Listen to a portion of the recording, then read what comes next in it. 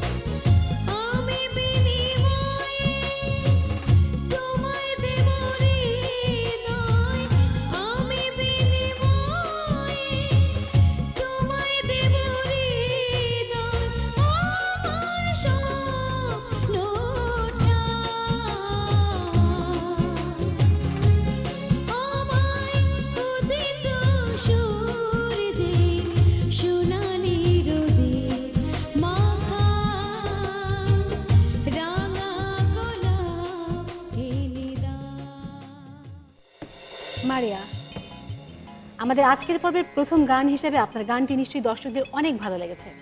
আপনাকে অনেক ধন্যবাদ আমাদের অনুষ্ঠানে আসার জন্য। আর আমাদের এই অনুষ্ঠান সম্পর্কে আপনার মন্তব্য আমাদের দর্শকদেরকে বলুন। 21 দর্শকদের একটাই অনুরোধ যে আমাদের মতো যারা অনেক শিল্পী আছে, হয়তো আমার মতো না, আমার থেকে অনেক ভালো গায়, তাদেরকে যদি সুযোগ দেওয়া হয় অবশ্যই তারা অনেক ভালো শিল্পী আমাদের দেশে বের হয়ে আসবে। ওকে মারিয়া, আবার দেখা হবে, best of luck. Thank you, ভালো থাকবেন আপনি।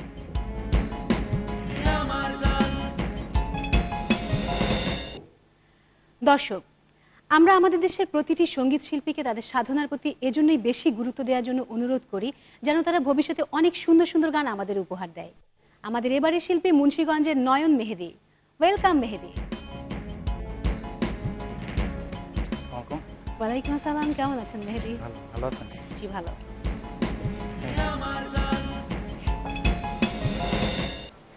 মেহেদি, আপনি নিশ্চয়ই জেনেছেন আমাদের মূল উদ্দেশ্য, আমার গান অনুষ্ঠানের মূল উদ্দেশ্যটা কি? যারা নতুন শিল্পী আসছেন এবং আমাদের সঙ্গীতাঙ্গনের যে ইমপ্রুভমেন্ট দিন দিনে হচ্ছে, তাতে আমার গান অনুষ্ঠান অনেক বড় একটা ভূমিকা পালন করছে। আপনার সঙ্গীত জীবনের শুরুটা কখন থেকে? স্কুল জীবন থেকে। আমি যখন ক্লাস 8-এ পড়ছি তখন থেকে শুরু করেছি গান করা। আপনার সঙ্গীতে হাতে খড়ি কে দিয়েছিলেন? হাতে খড়ি বলতে সেভাবে আমার কোনো আমি কোথাও শিখিনি। বলতে গেলে আমার সৃষ্টিকর্তারই দান বলতে হবে। আর বাকিটা যেটা ভূমিকা ছিল, আমার বাবা মা তারা অনেক আমাকে হেল্প করেছেন, গান করার জন্য সুযোগ দিয়েছেন। আমার গান অনুষ্ঠানে দর্শকদের আজকে আপনি কি গান শোনাবেন?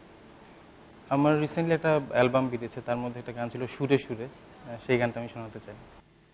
তো দর্শক, চলুন শোনা যাক মেহেদির কণ্ঠে সুরে সুরে একটি গান।